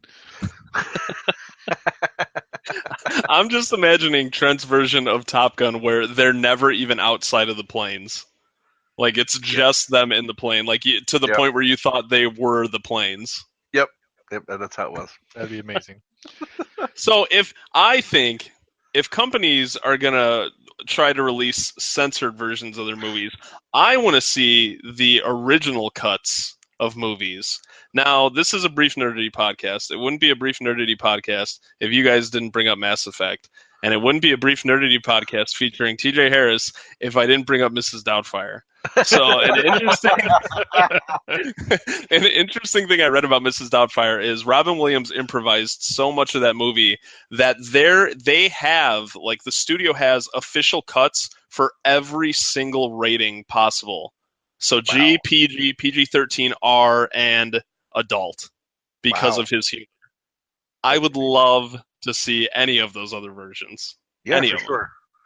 And then James Gunn recently confirmed, which I didn't even know he did the live action either. Scooby-Doo. Yeah, I debated to put this on the list, but I didn't this week. But... Yeah, James Gunn confirmed that Scooby-Doo was originally shot as an R-rated movie, and then they decided to tone it down for kids. Yeah, all the jokes and stuff were all R-rated. I'm sure there was a lot of, like, drug references and stuff like that. But he even said they had the CG over the women's cleavage in that movie. I really want to see the R-rated version of Scooby-Doo now. Yeah, so it'd be so good. That would sell like crazy. That would be Oh, man. huge if they released that. That's amazing. So makes me sad. Like, we'll never have it. I know. And from what I've inferred from the news from the Sony announcements, like, you would never go to Walmart and, like, pick up the off the shelf, like, the Matrix clean version or whatever. Like, it would be like an optional, like, do you want to watch the theatrical version or do you want to watch the director's cut, like, menu on the DVD type thing? Yeah. It'd be one of those things, I assume. Or it could even be all digital at this point. Or True. you just do it that way. Maybe they wouldn't even bother pressing it. Very So. true. All right, let's go ahead and get to the final section here. What we're playing, what we're watching. Trent, what you playing? And it's pretty much been occupying most of my time. I played a little bit of Stick of Truth and wasn't really getting into it. I played for maybe an hour and a half, 2 hours. That makes me a sad panda. I know, I'm sorry. I want to get back to it eventually. Like, I've never been a huge South Park fan. Like, it's funny when I watch it, but, like, I never have the drive to go and watch it, and that's the case for me with a lot of comedy. So I was hoping that it was going to be more of, like, South Park humor in an actual fantasy setting, like, where there's actual, like, kids dressed up, and like they're showing in all the cutscenes. Mm-hmm. But it wasn't that, and so that kind of let me down a little bit. I don't want to spoil anything, but the story does get granular. It really does. It does. And definitely not in the realism spectrum. Yeah. Huh. Interesting. Okay. Well, I mean, I own it. I probably will go back to it eventually, especially when the Fractured Butthole comes out. But and then I downloaded and haven't got. I was about to get into Shadow of Mordor, but haven't yet. So That's good. You downloaded it. That's yes. the first step. It is now taking up space on my solid state drive, so it means I will probably be getting to it soon. So Very nice. yeah, that's what I'm playing right now. Oh, sorry. Tabletop Simulator from Steam, which is are you guys familiar with what that is? Isn't that where you could play, like, board games? Yes. Yeah, So that's really cool. my friend Eric got into it because he got a Vive and so he's really into VR, and so it's a VR friendly game. But the rest of us got on last night and played a couple of board games, and like 8 of us got on and played a game of Cards Against Humanity just for the fun of it, and it was super fun. And so we're really looking forward to doing more stuff with that in the near future. You should invite me next time. Do you have it? No, but I could play board games with my friends. Do you want to pay $20? Yeah, I'd be down for that. Okay, cool. I think Ross was saying there's like a G2G or GOG something sale for like $11 or something. So I'll point you to it. We will take this discussion offline after the podcast. That's right. Very cool. I beat 3 games this week. Holy crap. Whoa! I know. Did you go to work? No, I just got done with most of my shows for the most part, so Nice. had lots of time to play games, and none of these are very long games either. So I was playing Far Cry Primal, as you guys know, before that, but I just ended up finishing it this past weekend. It's very bleh. It was one where I had to force myself to finish because I really wasn't enjoying it. How long do you think it took you? Me, about 6 hours. Oh, well. I started just focusing only on the story missions because I'm like, I don't want to play this anymore. So I just focus on the story missions and kind of just blasted through it. I mean, the story, I don't know what I expected, but it's not interesting. It's cavemen being like, oh, there's these other bad cavemen that eat other people, and so we need to get rid of them, is the general story. So we need to eat them. Yeah. So other cavemen bad. I mean, there's a cool few aspects that it has that other Far Cry games do not, like riding animals, but I'd much rather ride jet skis and helicopters and other stuff than ride a bear or a mammoth. And then, just the weapons were, bow and arrows and spears and stuff, where I'd rather have, more intricate, modernish weapons. So it just wasn't for me, Modernish. Yeah.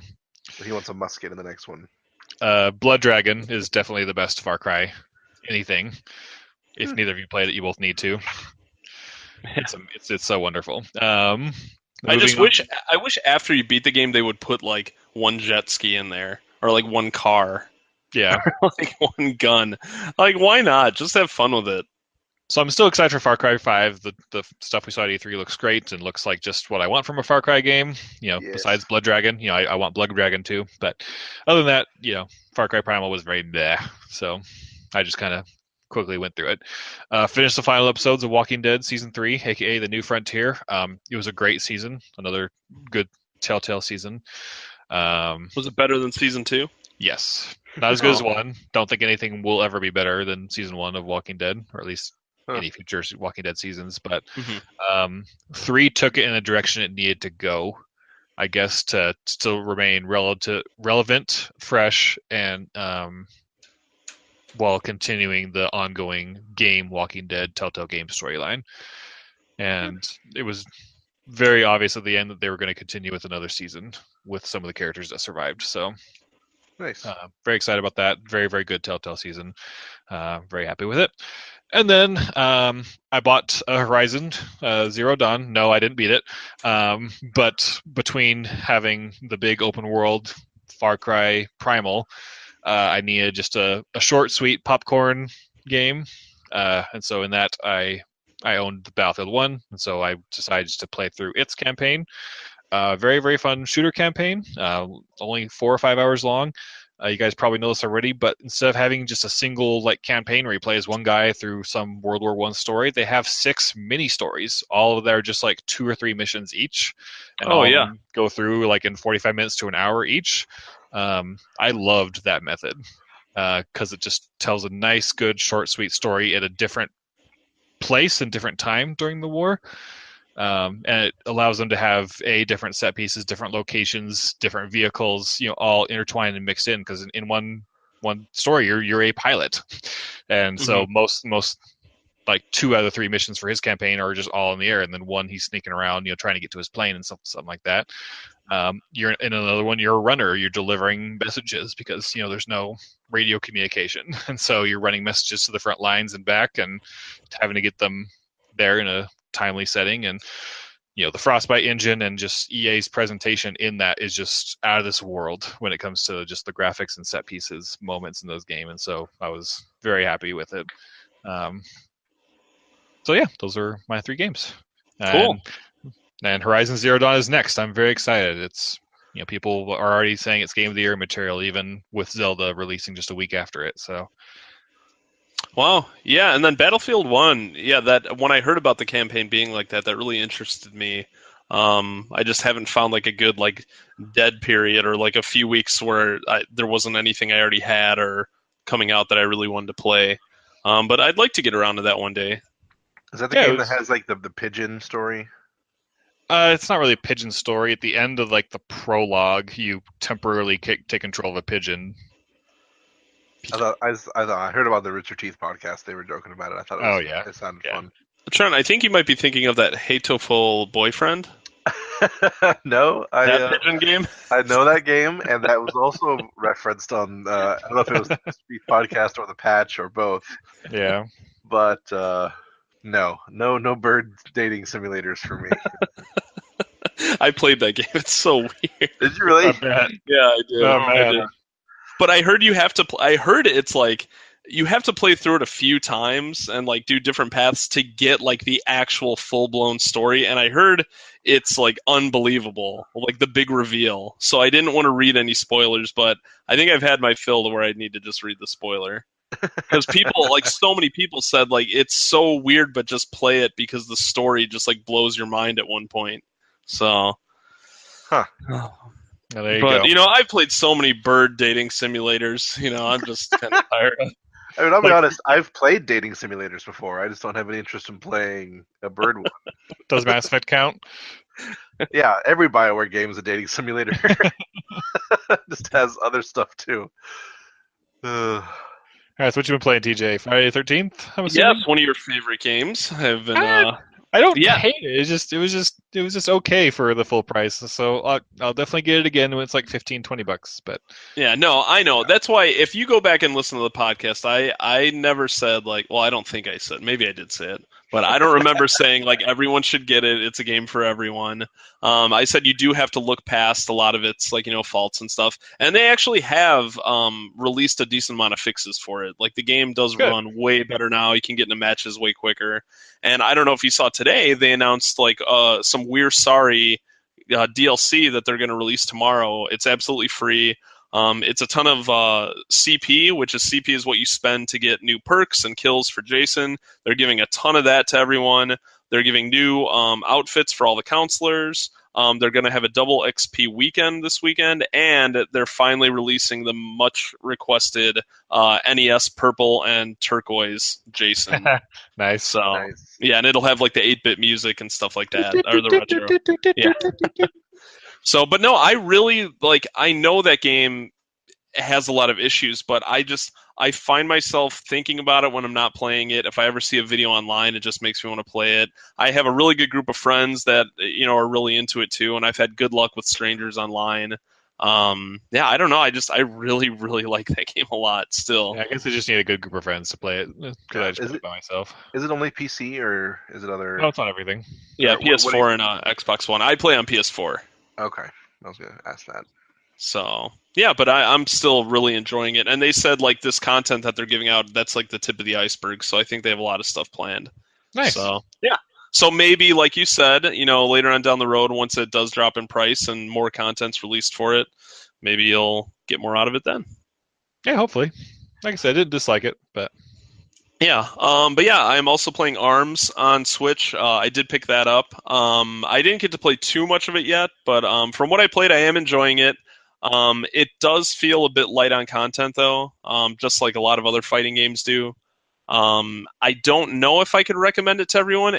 That's really a perfect example of a game you really have to try, and after playing it, like even a few matches, you'll know whether or not you really like it. Huh. So it's fun. The online is great. The way they do online with strangers, like it's a party system where you're just thrown in a room with a bunch of other people, and they'll pull you. Like if you and another person are available, they'll pull you into like a one-on-one match. Or if 4 people are available, they'll pull 4 of you into like a 4-player match, and they change up the modes and stuff. So there's a lot of variety, and it all moves at a pretty quick pace too. yeah, I saw a video how that all worked. It seemed really fun. Way Yeah. to do it. And that's another game too, kind of like they did with Splatoon on Wii U. They're going to be adding a ton of free content. Like they already announced a new mode this month, and then next month there's a new character. So it seems like they're kind of going like the Overwatch style, where the characters have a ton of personality, and then they'll keep releasing more stuff for them. Yeah. So you'll have to let me know what you think once you've got more time to sink into it. Too. Yeah, and it's one of those games, like I was playing one of my brother-in-laws online, and he was like destroying me. And then he told me, he's like, that character you're playing as, try doing this. And it was one little tip. And once I started doing that, I'm like, I feel like the game is totally different now that I know how to do this. So there is actually a lot of depth to it, but that's true with pretty much any fighting game. So yeah, and the other game worth mentioning, because I feel like a lot of people don't know about this, Mighty Gunvolt Burst. Have you guys seen that? No. It came out for Switch, and I think it's coming out for 3DS either this week or next week. It's basically what Mighty Number 9 should have been. It looks like an old Mega Man game, but imagine an old Mega Man game with a ton of character customization. Huh. So you can play as Mighty Number 9, Beck from Mighty Number 9, or the guy from Gunvolt. I forget his name. So it's like a crossover game with those two. But it's like 8-bit, but it has effects that are more like 16-bit too. So it has like a pretty cool style to it. And yeah, you're going through fighting the different like robot masters and stuff, but you get a ton of different character customization options. It's only $10. I did one playthrough of it, and it took like an hour and a half total, but there's many reasons to play it, over and over again. But yeah, if you want something, cheap and a lot of fun and just a really solid game, yeah, you got your Switch, $10. Mighty Gunvolt Burst. Sweet. Nice. That sounds fun. Yeah, and then I'm still playing that damn Magikarp jump on my phone, and I have no idea why. I mentioned that weeks ago. But you have no idea why. So I don't know. My wife and I are in the process of buying a house right now, so maybe that's just helping me keep my sanity. Maybe because like there's almost no gameplay to it, so I feel like I have complete control over it. Whereas like the house stuff, I feel like it's all out of my hands. They're just always throwing new stuff at me. So don't play it. If you're listening, you're like, oh, he mentioned it again. Maybe I'll check it out. Don't do that. Just stay away from it. Just let me enjoy it. I find myself checking it like multiple times every day. It's one of the first things I look at when I wake up. It's awful. Just don't do it. Nice. And that's that. All right. So Trent, what you been watching? Last week I've been trying to burn through all of the CW Arrowverse shows. Through. Pretty much. And I actually haven't gotten to a point where I hate any of them yet, so that's good. I'm worried for some of the stuff to come on Flash or whatever for what people have been saying. But I started with 48 when I started last week. I'm down to 29 already. So another week or two and I'll be all caught up with those. Oh man, it's nice because Legends of Tomorrow ends a lot earlier than the others. Yeah, they only had like 18 episodes in the season or something. Yeah, it's pretty cool. I use an app on Android called Series Guide, and you can put in the shows that you're watching, and you can show which episodes you've watched, and then you can order them by their release date. So like for shows like these, I can watch them in their order of release, which has been super nice. There's not really any crossover stuff, but I kind of just like getting whatever pacing happened originally. And it gives me a break also, so I don't get burnt out on any one of the shows. I keep switching between Supergirl and Arrow and Flash and back and forth. So it's been fun. Other than that, my reality shows are almost all done. RuPaul's Drag Race finale is this Friday, and then Big Brother 19 starts on the 28th. I'm so excited. The cast has been announced. It looks fun. They have a really good mix this time. It's not all just like 20-year-old hot people. So maybe there'll be some really good gameplay this season. Very nice. Yes. All right, TJ, how about you? Cool. So Leftovers came to an end. 3 seasons, 30 episodes total. Still one of my favorite shows ever. I feel like the ending kind of had mixed results. I don't think anyone really hated it, but I don't think it was the ending that everyone was expecting. Oh, weird. I obviously didn't expose myself too much, but what I did see was very positive for the finale. Well, the way I describe the show without spoiling anything, the show starts off very focused on like a few people, and then as the series goes on, it opens up and you kind of get a better understanding of how the world reacted to the departure, all the people that just went missing. But then by the end, it starts wrapping up and it ends at like a fine point, like kind of how it started. So just kind of imagine like almost like, I don't even know how to describe that in words without like drawing it, but like just not a circle or like an oval, but an oval with like a point at each end. So it starts off small, gets bigger, and then just ends up being small on the other end. So yeah, so I feel like people wanted more answers, but I don't feel like the show pulled a Lost where they throw all these things at you and then never explain them. So yeah, I don't know. I still highly recommend it. I would absolutely love if you guys watch that show, because I've never seen anything else like it, and I just still some of the best acting I've ever seen, like in anything. So. Well, I'll get to Mr. Robot when I get to it, but Maggie and I only have 2 episodes of Mr. Robot left, and then Leftovers is next for us. So. Oh, excellent. Yeah. Cool. Yeah, but let's see. Silicon Valley, it has 1 more episode this season. That's been great. Still one of the only shows on TV where I'm consistently like laughing out loud at it. I just think the writing is fantastic and all those characters are great. Oh my gosh! Yesterday's episode, did you watch it? Yes. Yeah. I mean, it's a comedy, so I wouldn't really consider this a spoiler. But when he's getting is it Sinesh or Rinesh? Dinesh. Dinesh, yeah, sorry. When Dinesh is getting like that backpack strapped to him, and he's like, okay, just run to the middle of the crowd, and here's this button, and if you hit this button, boom, you're gone. And then he's like, I'm gonna get so many of them. Yeah. It's just so good. And for Trent, anyone else who's not familiar with the show, he has like a wireless router in his backpack, and they're trying to basically hijack network traffic. But they phrase it like he's a suicide bomber and he's Middle Eastern. So it was very funny. TJ are laughing, but it's very funny. Yeah. But oh man, I was also screaming at my TV when just that episode was happening. With the stuff with like the booth next door and stuff, I was just like, I'm going to kill you. Yeah. It's a great show. It really is. I agree. I love it. Yeah, and then Better Call Saul, obviously. So that season just ended tonight. I'm obviously not going to say anything, but yeah, it was a great ending to the season. Really looking forward to see where it's going to go from here. Do you know, did they confirm how many seasons they're doing total? Nope. They haven't yet. So people are wondering if they're just going to stick to 5, like Breaking Bad, end it on their own terms, or if they have bigger plans. So yeah, I don't know, because it's starting to move at a pretty good pace now. But I mean, the writing in that show is so good that I'm sure they could stretch it out as long as they wanted to. But I hope they don't, overdo it. I don't think I know we talked about a little or over messaging, and I won't talk about it too much due to spoilers, but not the finale, but last week's episode was so hard to watch. Oh, it was absolutely heartbreaking. It was like I'm very. We're both stuttering. I felt very uncomfortable watching it the entire time, and it's nothing. Feeling. It's nothing like inappropriate. It's nothing like that.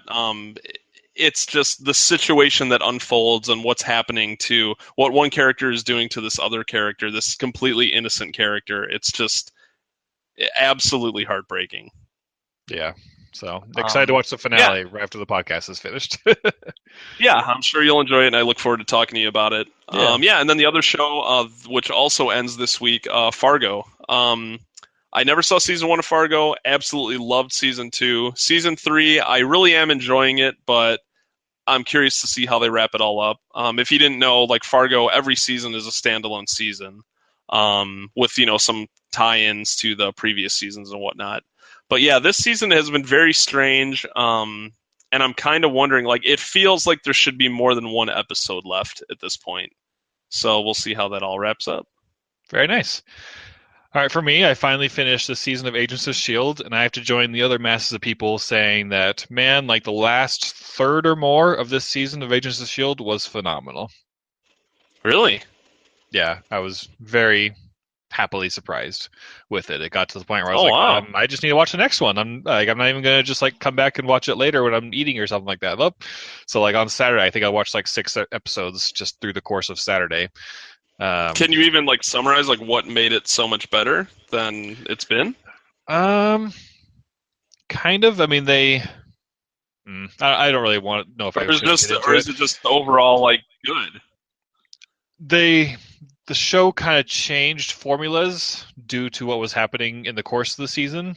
It'd be, if I was going to use like a Arrow as an example, it'd be like them going into an alternate universe, an alternate timeline, the multiverse, temporarily for the majority of the 3rd season. And so doing so, the multiverse is different because, it's different, but then the results of the characters have to get back into their main multiverse, they're different because of their experiences that happen there. Again, it's not that because it's Marvel, and multiverse is kind of DC's thing. But if you take that kind of similar situation, that's kind of what happened in Agents of S.H.I.E.L.D. So it just allowed most of the characters to really, really blossom and have good character moments. And I legitimately started crying at one point. So it was just Wow. very, very well done. And I was very happy with it. Cool. Is it good enough to the point where it's like you would recommend people slog through the rest of it? Oh, it depends on how far you got with it. No, I didn't get. I only saw a couple episodes. Well, I don't want to spoil too much, but the first half of the first scene is very meh, but then right halfway through the first season, the events of the Winter Soldier kind of come into play, and that really transforms the rest of the season to be a really, really good season. Season 2 and 3 kind of stumble around. Like, I don't want to say it's ever like terrible, but it's definitely not good. And then even kind of the beginning of season 4, they introduced Ghost Rider, and that Marvel got the rights back, and I really enjoy the way that they did his character, but the story kind of surrounding the Agents of S.H.I.E.L.D. and Ghost Rider just wasn't a very good story, and so that was unfortunate. Yeah. But Marvel's doing the smart thing to where they're kind of doing little half-season stories rather than trying to draw out a single storyline through all 24 episodes of the season. So when the story kind of shifted in the second half is when it started getting really, really good. So yeah, it's never for me been to a point where it was hard to watch. So I don't think watching through it would feel like a slog. You may need to space it out, like maybe only do like one a day or one or two a week or something, depending on your speed. But I'm looking forward to catching up. I'm halfway through the Ghost Rider stuff right now. But so I'll probably jump to that after I finish the Arrow stuff. Yeah, so the last bit of the season was very, very good, and not just because it's connecting to the Marvel Universe. It was just with the characters we have, just genuinely good story. So I was very happy about that. Going through Mr. Robot with Maggie, the girlfriend, right now. That's now her official name. Maggie, the girlfriend. Yep. We kind of struggled through season 1 because, it's a very critically acclaimed show, and we just decided to watch it. It's about, a hacker, and so I thought that was kind of intriguing. But it's a very strange show. It's shot very strange. The cinematography is strange. The dialogue can be very, very strange sometimes. So it's kind of off-putting in that way in a lot of times, but it's still a very, very well done show overall. I think season 2 is definitely better than season 1. Season 1 was very like drug focused. Like the hacker guy like takes a lot of drugs and he has lots of trips, and the cinematography and cameras kind of do that. And then like there's like important hacks that he needs to do that have a timeline, but he takes drugs and passes out, and so that's kind of like oh no, our hacker guy's passed out, but we gotta get this done. It's kind of like I was like ugh, whatever. But we still pressed on through. But so far, season 2 has been more of a psychological thriller. And it's done a very, very good job with it. Both Maggie and I have really enjoyed season 2, and we have 2 episodes left, an hour long or a 2-hour-long finale left. So I'm very excited to get that finished up, and very much enjoy season 2. And then, of course, we'll be going on to Leftovers. I already talked about Silicon Valley already. So I got to poll you two about a couple things coming up. So. As you guys know, I've been kind of pounding through the shows I've been behind on. Just got through Agents of S.H.I.E.L.D. this past weekend. Very excited about that. It's literally only show that I... the only show that I quote-unquote currently watch that I'm behind on as of right now is Supernatural. Now, I've been wanting to quit Supernatural for many, many, many, many, many years, because it just keeps on going.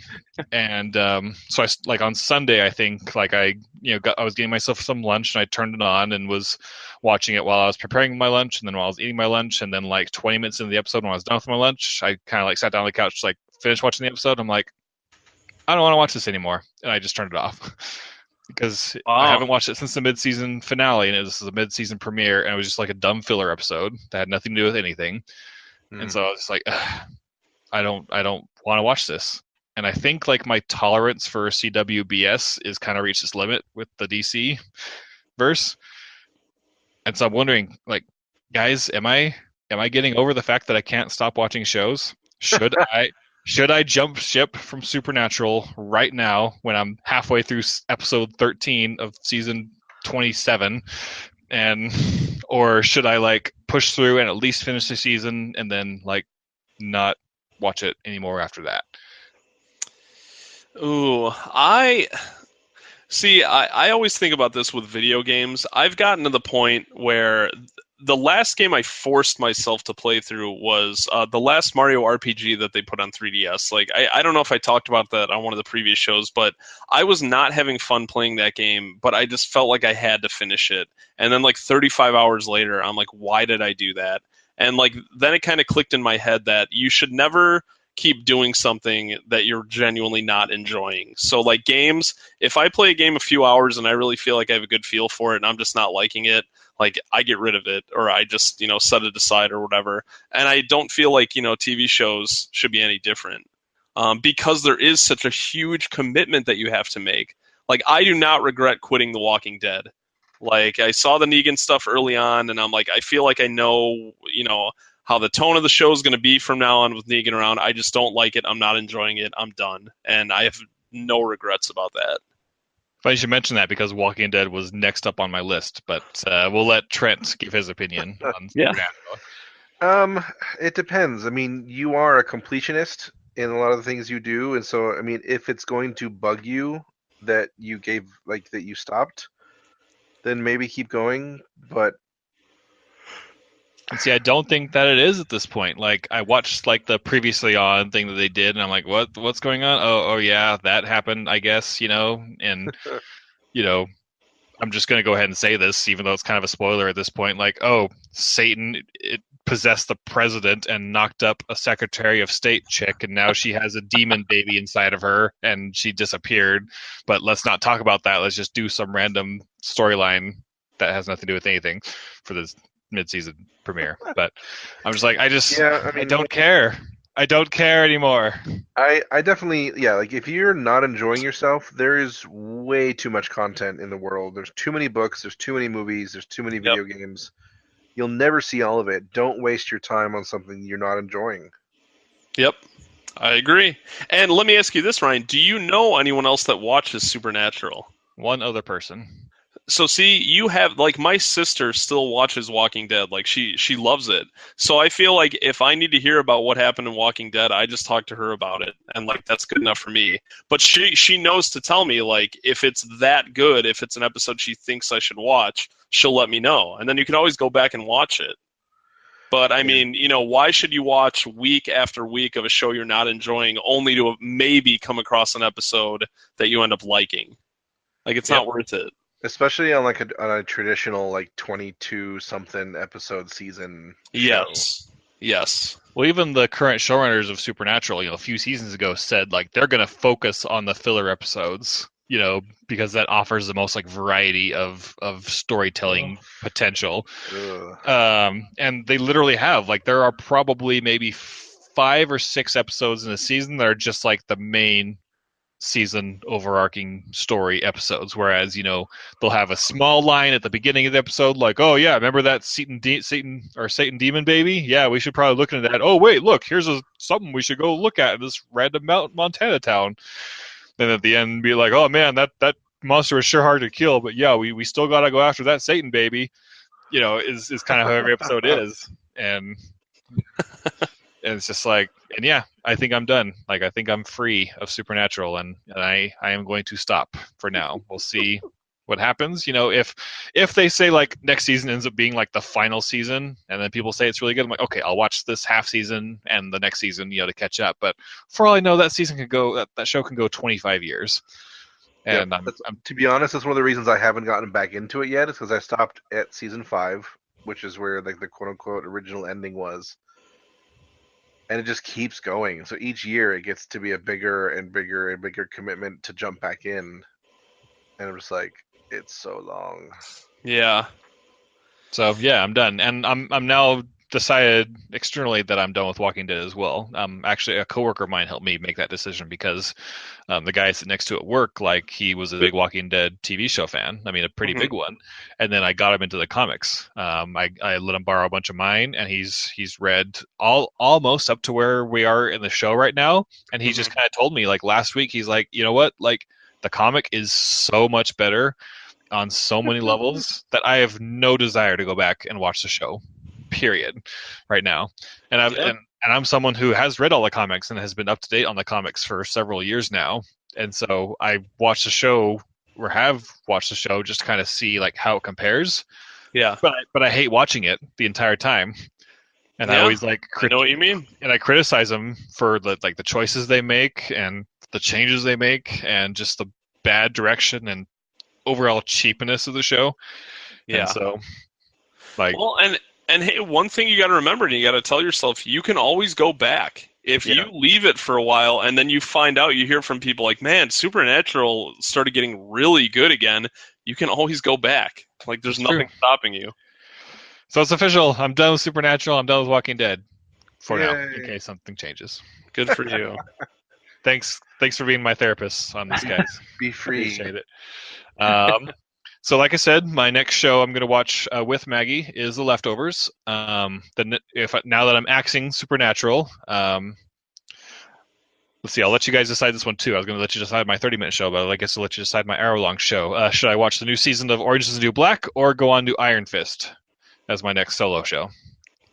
I don't watch Orange Is the New Black. I know my sister does, and she was disappointed with some of the recent seasons, but she said this season's not bad. So she is enjoying it. Do you want to watch The Defenders when it comes out?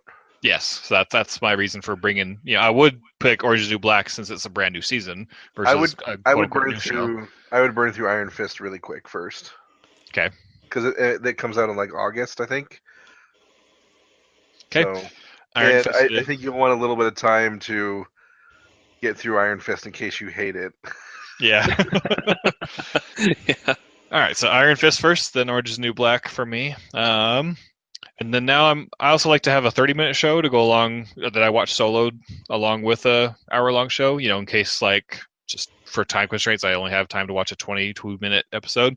So I don't want to tell you guys what the two choices I have, but one's a comedy and one's a drama. Which one should I go for? Home Improvement, the comedy. Okay, comedy. And sure, comedy. Okay, so I guess I'm going to watch Bob's Burgers then. Nice. I've heard good things about it. I watched like the first half of the first season. I really didn't enjoy it, but it's become just such another like Fox animated domination.